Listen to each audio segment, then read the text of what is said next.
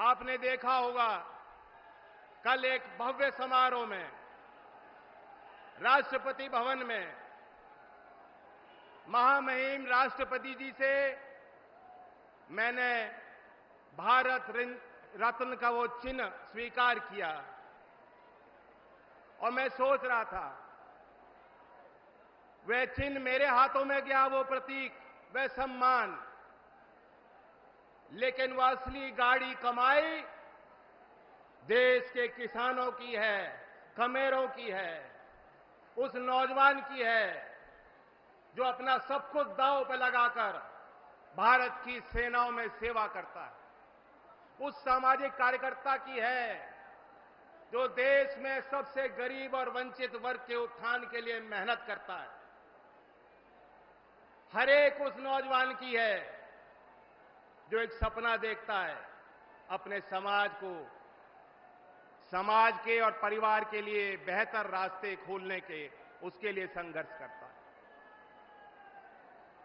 आपको और हमें आज देश जिस पड़ाव पे है सोचना होगा, और खास तौर से मेरठ वासियों को।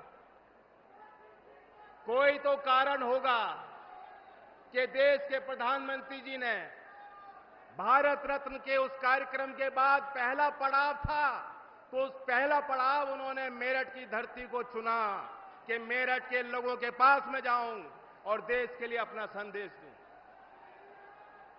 मैं आपको जानकारी भी देना चाहता हूं, कल जब वो समारोह समाप्त हुआ तो अल्प समय व्यक्तिगत मेरी भेंट प्रधानमंत्री जी से हुई, और उस कम समय में भी किसानों के प्रति उनकी चिंताएं उन्होंने जाहिर की।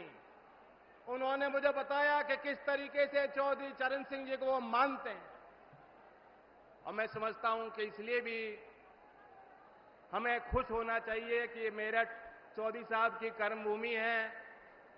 हम और आप इस बात को जानते हैं कि अगर प्रधानमंत्री नरेंद्र मोदी जी नहीं होते तो भारत रत्न का सम्मान धरतीपुत्र चौधरी साहब को मिलने वाला नहीं था।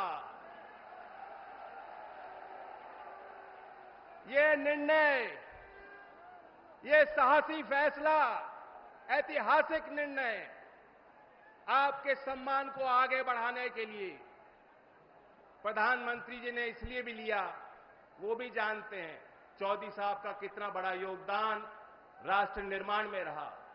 वो ये भी जानते हैं कि चौधरी चरण सिंह जी गुजरात को अपने आध्यात्मिक और राजनीतिक जीवन शैली की पीठ मानते थे।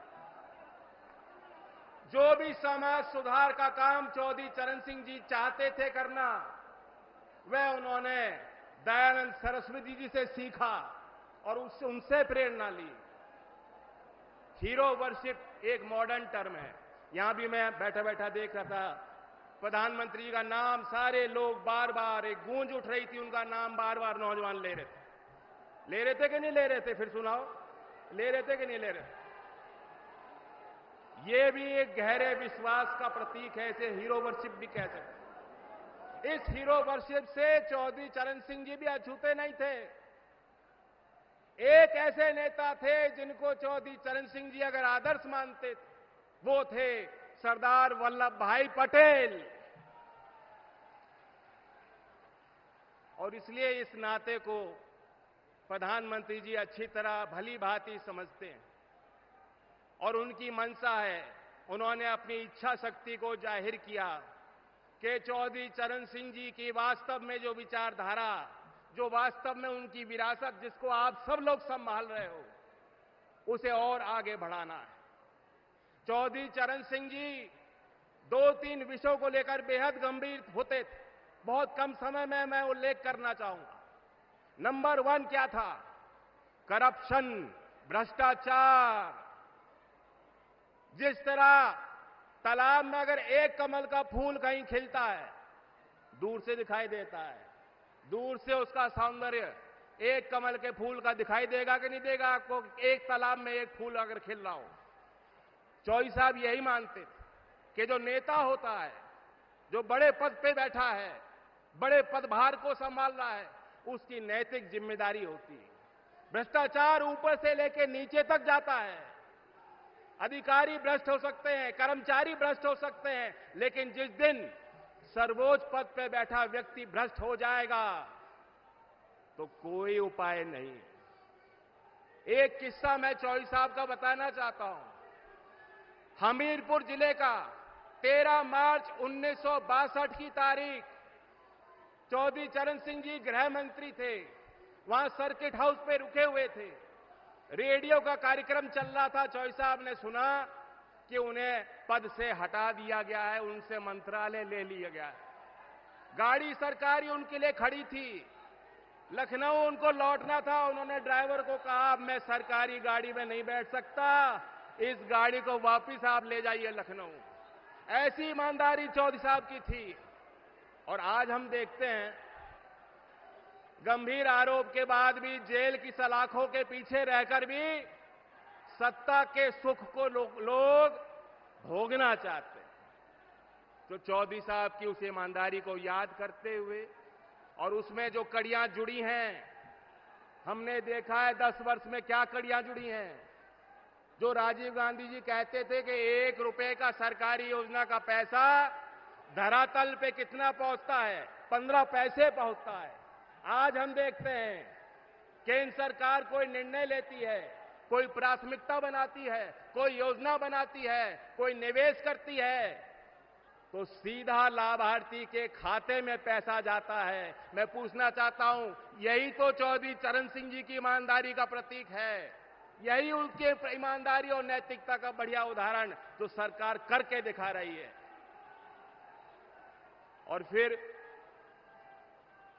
चौधरी साहब जातीय भेद के खिलाफ थे, लिंग भेद के खिलाफ थे, और वे चाहते थे किसान, क्योंकि उस समय के देश में गांव और किसान देश की जड़ों में था। मुख्य धारा में अगर किसान नहीं खड़ा होता, गांव का विकास नहीं होता, तो देश आगे नहीं जा सकता। उसी उद्देश्य के साथ एनडीए को ताकत देने के लिए हम उम्मीद करते हैं कि मेरठ अपनी बड़ी भूमिका को अदा करेगा। 2014 में भी प्रधानमंत्री जी ने चुनावी अभियान की शुरुआत मेरठ की इस धरती से की थी, और आज हम सब लोग मिलकर बहुत उम्मीद के साथ आए। मेरठ अकेला जिला ही नहीं, कई क्षेत्रों को प्रभावित करता है। लोकदल वाले लोग जानते हैं कि चौधरी चरण सिंह जी आपसे चंदा लेते थे मेरठ के लोगों से और ओडिशा तक चुनाव लड़ते। तो जहां मेरठ तय करेगा, तो जो नारा दिया है उत्तर प्रदेश की 80 सीट और देश के अगले चुनाव में 400 पार का नारा पूरा हो जाएगा।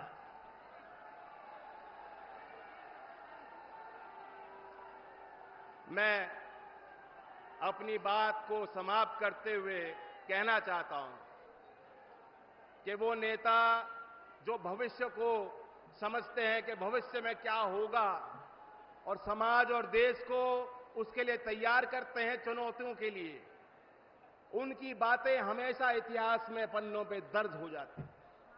आने वाले समय में जब अवलोकन होगा इस दौर का, जो तीसरा बड़ा मैंडेट देश की जनता मोदी जी को और एनडीए को देने वाली है, तो कहा जाएगा, क्या जानो तुम अपने दौर से कितना लड़ा हूं मैं, समय की भीति पर काल का एक पत्थर सा जड़ा हूं मैं। धन्यवाद। जय हिंद, जय भारत, जय किसान, जय मजदूर।